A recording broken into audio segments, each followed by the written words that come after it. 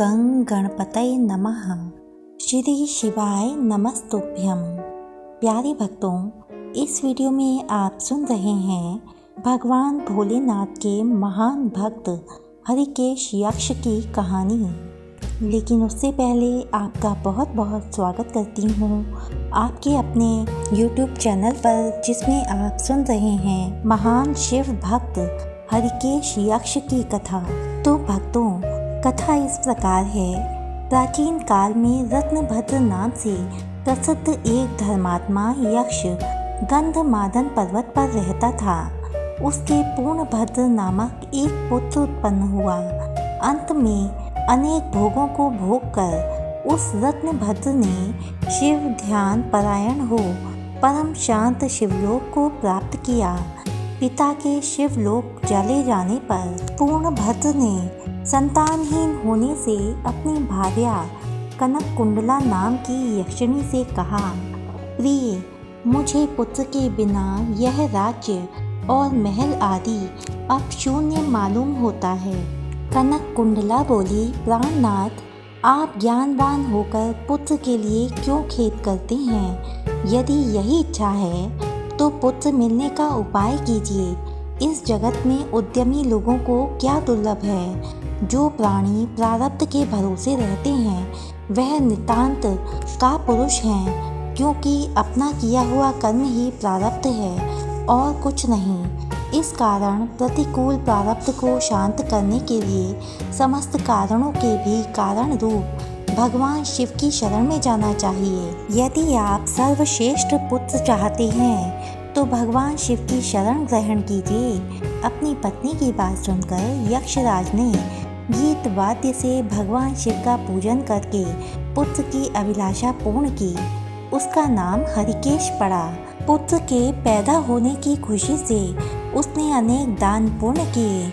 जब हरिकेश 8 वर्ष का हुआ तभी से वह खेल में बालू का शिवलिंग बनाकर दूर्वा आदि से उनका पूजन करता और अपने साथियों को शिव नाम से ही पुकारता था। वह रात दिन हे चंद्रशेखर, हे भूतेश, हे मृत्युंजय, हे नीलकंठ आदि पवित्र नामों का उच्चारण करता रहता और मित्रों को प्रेम करता हुआ बार बार इन्हीं नामों से पुकारता रहता था। उसके कान भी भगवान शिव जी के नामों के अतिरिक्त अन्य किसी नाम को ग्रहण नहीं करते थे। वह शिव मंदिर को छोड़कर किसी अन्य जगह नहीं जाता था। उसके नेत्र शिव जी के अतिरिक्त और कुछ भी देखने की इच्छा नहीं रखते थे। वह सपने में भी भगवान शिव को ही देखा करता था। हरिकेश की यह दशा देखकर उसके पिता ने उसे गृह कार्य में लगाने की अनेक चेष्टाएं की, किंतु उस पर कुछ भी असर नहीं हुआ। अंत में हरिकेश घर से निकल गया। कुछ दूर जाकर उसे भ्रम हो गया और वह मन ही मन कहने लगा, हे शंकर, कहाँ जाऊँ, कहाँ रहने से मेरा कल्याण होगा। ये सोचकर उसने अपने मन में विचार किया कि जिसका कहीं भी ठिकाना नहीं है उसका काशीपुरी ही आधार है। इस प्रकार निश्चय करके वह काशीपुरी को गया, जिस अभिमुक्त क्षेत्र में पंच भौतिक देह त्याग कर प्राणों का शिव की प्रसन्नता से फिर देह से संबंध नहीं रहता, उस आनंद वन में जाकर तप करने लगा। कुछ समय बाद भगवान शिव ने माँ पार्वती को अपना विहार वन दिखाया। वह अनेक सुगंध युक्त पल्लवों से शोभित था।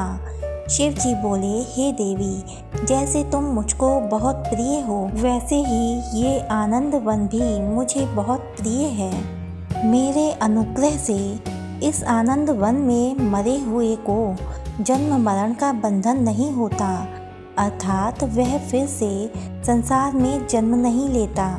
पुण्य आत्मा के कर्म बीज विश्वनाथ की प्रज्वलित अग्नि में जल जाते हैं, उसी से फिर वे गर्भाशय में नहीं आते। काशीवासी लोगों के देहांत समय में मैं ही तारक ब्रह्म ज्ञान का उपदेश देता हूँ, जिससे वे उसी क्षण मुक्त हो जाते हैं। कलयुग में विश्वनाथ देव का दर्शन पूजन, काशीपुरी, भागीरथी गंगा आदि का सेवन, तथा सत्पात्र को दान विशेष फलदायक होता है। हे देवी, काशीवासी सदा मुझ में ही बसते हैं, इससे मैं उनको अंत में संसार सागर से पार कर देता हूँ। यह मेरी प्रतिज्ञा है। इस तरह वार्तालाप करते करते भगवान शिव उस स्थान पर गए जहाँ हरिकेश समाधि लगाए बैठा था। उसको देखकर पार्वती जी ने कहा, भगवान, यह आपका तपस्वी भक्त है। इस समाधिस्थ भक्त को वर देकर इसका मनोरथ पूर्ण कीजिए। इसका चित्त केवल आप में ही लगा है और इसका जीवन भी आपके ही अधीन है।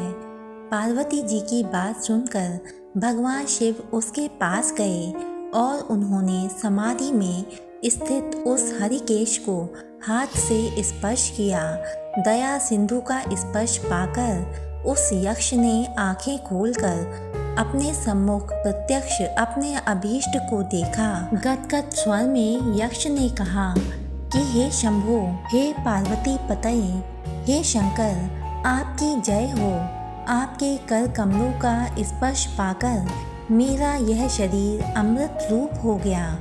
इस प्रकार प्रिय वचन सुनकर भगवान शिव जी बोले, हे यक्ष, तुम इसी क्षण मेरे वर से मेरे क्षेत्र के दंडनायक हो जाओ। आज से तुम दुष्टों के दंडदायक और पुण्यवानों के सहायक बनो और दंडपाणि नाम से विख्यात होकर सब गणों का नियंत्रण करो। मनुष्यों में सत्य, अर्थ नाम वाले संभ्रम और उद्भ्रम, ये दोनों गण सदा तुम्हारे साथ रहेंगे। तुम काशीवासी जनों के अन्नदाता, प्राणदाता, ज्ञानदाता हो और मेरे मुख से निकले तारक मंत्र के उपदेश से मोक्षदाता होकर नियमित रूप से काशी में निवास करो।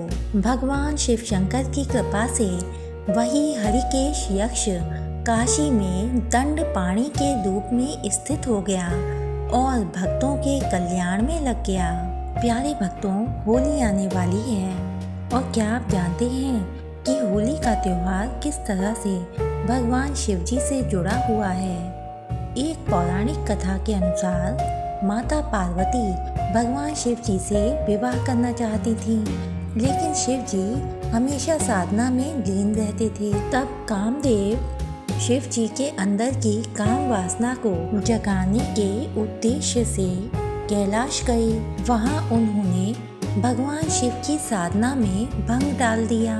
इससे भगवान शिव जी बहुत ही क्रोधित हो गए और उन्होंने अपना तीसरा नेत्र खोलकर कामदेव को भस्म कर दिया। लेकिन बाद में अन्य देवताओं के और कामदेव की पत्नी रति द्वारा प्रार्थना करने पर शिव जी ने कामदेव को जीवन दान दे दिया। साथ ही शिव जी ने पार्वती के साथ विवाह प्रस्ताव को भी स्वीकार कर लिया, जिसकी खुशी में सभी देवी देवताओं ने रंगोत्सव मनाया। माना जाता है कि ये दिन फाल्गुन पूर्णिमा का दिन था। कुछ धार्मिक मान्यताओं के अनुसार होली के दिन भगवान की पूजा करने से सभी प्रकार के दोष दूर हो सकते हैं। जिन लोगों की शादी नहीं हो रही है या फिर शादी में समस्याएं उत्पन्न हो रही हैं, उन्हें होली की रात्रि में विधि विधान से भगवान शिव जी की पूजा अर्चना करनी चाहिए। ऐसा करने से जातक के शीघ्र विवाह के योग बनने लगते हैं। श्री शिवाय नमस्तुभ्यं। प्यारे भक्तों, वीडियो में अंत तक बने रहने के लिए आपका बहुत बहुत धन्यवाद। इससे आगे की कथाएं सुनने के लिए जुड़ जाइए अपने इस चैनल से। चैनल को सब्सक्राइब कीजिए, वीडियो को लाइक कीजिए और ज़्यादा से ज़्यादा ये कथाएं ऐसे लोगों में शेयर कीजिए जो इस प्रकार की धार्मिक कथाएं सुनना पसंद करते हैं। और हाँ भक्तों, होली पर बरती जाने वाली सावधानियों के संबंध में एक विशेष वीडियो हम इस चैनल पर अपलोड कर चुके हैं। कृपा करके उस वीडियो को भी ज़रूर सुनें ताकि आपकी होली के रंग में कोई भंग ना पड़े। एक नई और रोचक कहानी के साथ मिलती हूँ भक्तों आपसे अगली वीडियो में। तब तक के लिए श्री शिवाय नमस्तुभ्यं।